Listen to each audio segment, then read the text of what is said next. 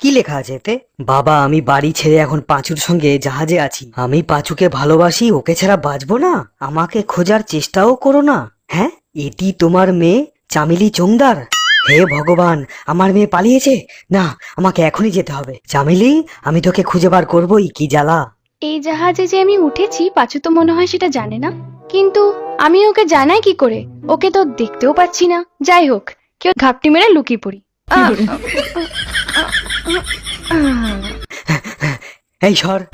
এই মাঝি, বোটের ভাড়া কত বল? 1000 টাকা দিন। এই নে 500, বাকি 500 খাতায় লিখে রাখ। হ্যাঁ হ্যাঁ, আপনি যান, দেখি কে আটকায়। ও মাগো!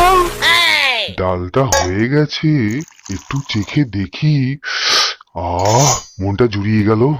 না, সকাল থেকে অনেক করেছি, আর পারছি না। এবারে একটু পেটে খাবার ঠুসতে হবে। ফাটাফাটি হয়েছে ডালটা। হাতের মধ্যে বালি, না একটু ভালো করে ঝেড়ে ঝুড়ে লি। এই যে লাট সাহেবের নাতি, যদি খাবার খেতে চাও তো বাসনগুলো ধুয়ে দাও।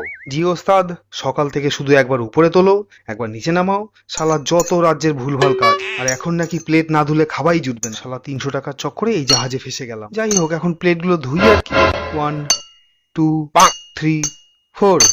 এবারে হ্যাঁ, এই শুকনো কাপড়টা দিয়ে হ্যাঁ, এই প্লেটগুলোকে ভালো করে মুছি। এঁটো লেগে থাকলে আবার ওই মালিক আর দালালটা চেঁচামেচি করতে পারে। এটাকে এবার টেবিলে রাখি। এই করিস কি? এবারে এই 2 নম্বরটাকেও রাখি টেবিলে। দাঁড়া, দেখাচ্ছি মজা। এই গরু, এই কে রে? প্লেটগুলো এখানে রাখবি, এখানে। ও, এখানে? হ্যাঁ। ঠিক আছে, চলো আবার শুরু করি।